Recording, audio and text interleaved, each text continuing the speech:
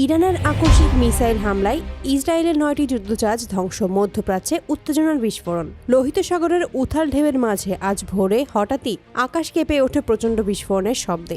ইসরায়েলের নৌবাহিনীর টহলরত 3টি কনভয়ে একযোগে মিসাইল হামলা চালিয়েছে ইরান। মাত্র কয়েক সেকেন্ডের ব্যবধানেই ধ্বংস হয়ে গেছে ইসরায়েলের মোট 9টি অত্যাধুনিক যুদ্ধজাহাজ। বিস্ফোরণের তীব্রতায় কয়েক কিলোমিটার জুড়েই আগুনের লেলিহান শিখা দেখা যায়, সমুদ্রপথে ছড়িয়ে পড়ে ধ্বংসাবশেষ।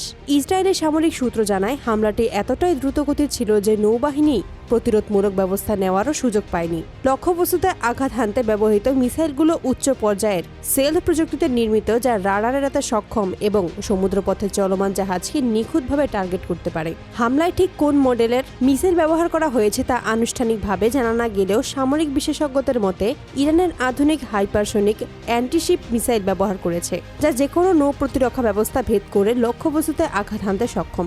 বিশেষজ্ঞরা বলেছেন, ইরানের সামরিক প্রযুক্তি মধ্যপ্রাচ্যের শক্তির ভারসাম্যকে নতুনভাবে সংজ্ঞায়িত করেছে। হামলার পর ইসরায়েলে জরুরি বৈঠক ডেকেছে প্রতিরক্ষা মন্ত্রণালয়। প্রধানমন্ত্রী নেতানিয়াহু বলেছেন, ইসরায়েলের ওপর এ ধরনের আঘাত মোটেও সহ্য করা হবে না এবং এর জবাব দেওয়া হবে যথাযথভাবে। দেশজুড়ে সামরিক ঘাঁটিগুলোতে সর্বোচ্চ সতর্কতা জারি করা হয়েছে। বিমান বাহিনীর টহল বাড়ানো হয়েছে ভূমধ্যসাগর ও লোহিত সাগর উভয় অঞ্চলে। এদিকে ইরান জানিয়েছে, ইসরায়েল ফিলিস্তিনে হামলা বন্ধ না করা পর্যন্ত তারা এই ধরনের প্রতিরোধমূলক আঘাত চালাতে থাকবে। ইরান আরও দাবি করে, এটি তাদের সামরিক সক্ষমতার মাত্র এক ক্ষুদ্রাংশের প্রদর্শন। প্রয়োজন হলে আরও শক্তিশালী আঘাত হানার সক্ষমতা তাদের রয়েছে।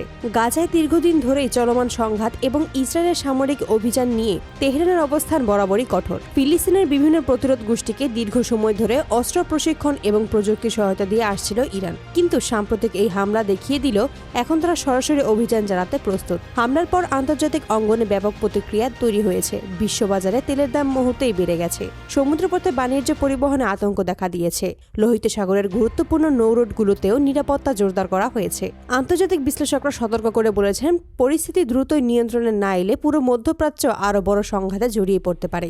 মার্কিন প্রশাসনও উদ্বেগ প্রকাশ করেছে। যুক্তরাষ্ট্রের কর্মকর্তারা বলেছেন, ইরানের এই উচ্চ ক্ষমতা মিসাইল প্রযুক্তি আঞ্চলিক স্থিতিশীলতার জন্য বড় হুমকি। ফলে মার্কিন নৌবাহিনী পারস্য উপসাগর ও লোহিত সাগরে যুদ্ধজাহাজের সংখ্যা বাড়িয়েছে এবং গোয়েন্দা নজরদারি জোরদার করা হয়েছে। অন্যদিকে ইসরায়েলের ধারাবাহিক নৌক্ষতিতে তাদের সামরিক কৌশলে বড় ধরনের পরিবর্তন আসতে পারে। বিশেষজ্ঞরা মনে করেছেন, এই হামলা ইসরায়েলের নৌশক্তিকে অন্তত কয়েক মাসের জন্য ব্যাপকভাবে দুর্বল করবে। ভবিষ্যতে ইরানের বিরুদ্ধে সামুদ্রিক অভিযানে ইসরায়েলকে নতুন পরিকল্পনা ও আরও উন্নত নিরাপত্তা ব্যবস্থা গ্রহণ করতে হবে। মধ্যপ্রাচ্যের পরিস্থিতি এখন অত্যন্ত উত্তপ্ত। আঞ্চলিক শক্তিগুলো মুখোমুখি দাঁড়িয়ে আছে তীব্র উত্তেজনার মধ্যে। পরবর্তী 24 থেকে 48 ঘন্টায় বিশেষ গুরুত্বপূর্ণ পরিস্থিতি কোন দিকে মোড় নেবে তা নির্ভর করছে ইসরায়েলের পরবর্তী সিদ্ধান্তের উপর। প্রতিশোধমূলক হামলা চালানো হলে শঙ্কা রয়েছে আরও বিস্তৃত সংঘাতের রূপ নেওয়ার। লোহিত সাগরে ইরানের এই আকস্মিক শক্তি প্রদর্শন শুধু ইসরায়েলের সামরিক সক্ষমতাকে প্রশ্নের মুখে ফেলেনি, বরং পুরো অঞ্চলের ভূরাজনীতিকে করে তুলেছে নতুনভাবে অনিশ্চিত। একদিকে ইরানের দৃঢ় অবস্থান, অন্যদিকে ইসরায়েলের প্রতিশোধের ঘোষণা। এই দুয়ের সংঘর্ষে মধ্যপ্রাচ্যের নতুন এক অধ্যায় সূচনা করতে পারে।